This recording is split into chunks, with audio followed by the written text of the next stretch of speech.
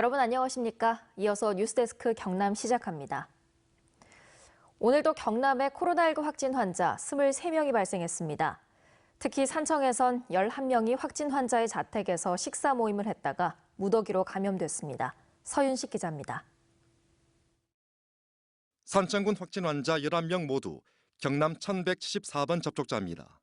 지난 20일과 23일 경남 1174번의 산청 자택에서 식사 모임을 했고 8명이 확진됐습니다. 나머지 3명도 1174번과 개별 접촉으로 감염됐습니다. 산청에서 확진 환자가 대거 발생하자 경상남도는 역학조사관 2명을 파견하고 선별 진료소를 설치했습니다. 진주의 30대 여성과 8살 어린이, 20대와 60대 남성 등 4명은 가족을 통해 확진됐으며 60대 여성 1명은 감염 경로를 조사 중입니다. 창원의 60대 여성과 30대 남성은 확진자 가족 접촉자로 격리 해제 전 양성 판정을 받았습니다. 사천의 50대와 60대 여성, 50대 남성 등 3명과 하동의 30대 남성은 모두 지역 집단 발생 관련입니다. 거제 60대 여성은 감염 경로를 파악 중입니다. 어제 확진된 진주 모 초등학교 근무 강사와 관련해 해당 학교 접촉자 257명을 검사한 결과 모두 음성으로 나왔습니다. 한편 거제 해수 보양온천 관련 확진 환자인 70대 남성이 어제 마산의료원에서 치료를 받다 숨져 도내 사망자는 4명으로 늘었습니다. MBC 뉴스 서윤식입니다. 경상남도가 광역단체 가운데 처음으로 부패 방지 경영 시스템 인증을 획득했습니다.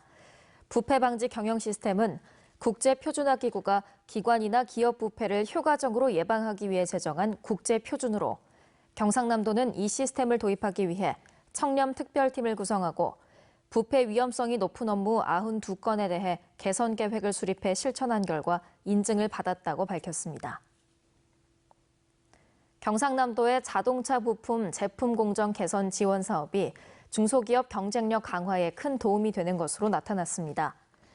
경상남도는 지난 4월 공개 경쟁에서 선정된 14개 업체에 대해 공정 단순화와 생산 설비 개선, 소재 절감 등 자문을 통해 시설 개선을 추진한 결과 제조 원가 절감과 품질 향상으로 올해 36억 이상의 직간접 매출 확대와 고용 창출 성과를 달성했다고 밝혔습니다.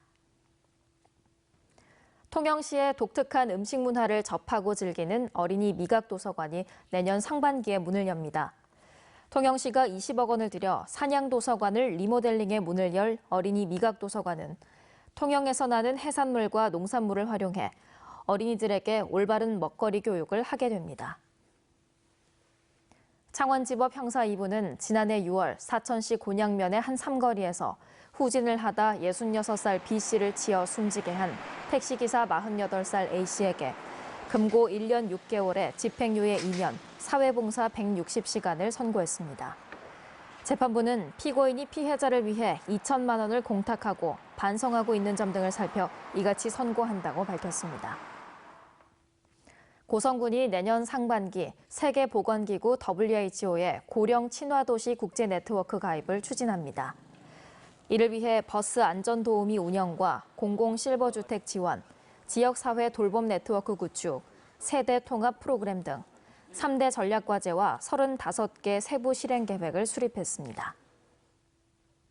경남교육청이 오늘부터 이달 말까지 거점형 다문화 교육센터인 김해 합성초등학교를 중심으로 다같이 세밑 안심 공부방을 운영합니다.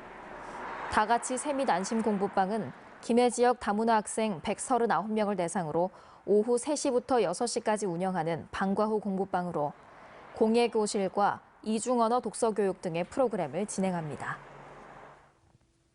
거제시가 생계급여를 올리고 부양의무자 기준도 일부 폐지합니다. 거제시는 내년부터 국민기초생활보장수급자 생계급여를 1인 가구 기준 월 54만 8,349원으로 4.19% 인상했습니다.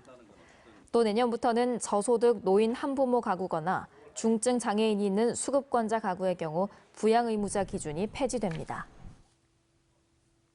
창원지법 형사 1부는 허가받지 않은 상태로 기부금을 모은 혐의로 재판에 넘겨진 사단법인 이사 A씨에게 벌금 1,000만 원을 선고한 원심 유죄 부분을 파기하고 벌금 300만 원을 선고했습니다.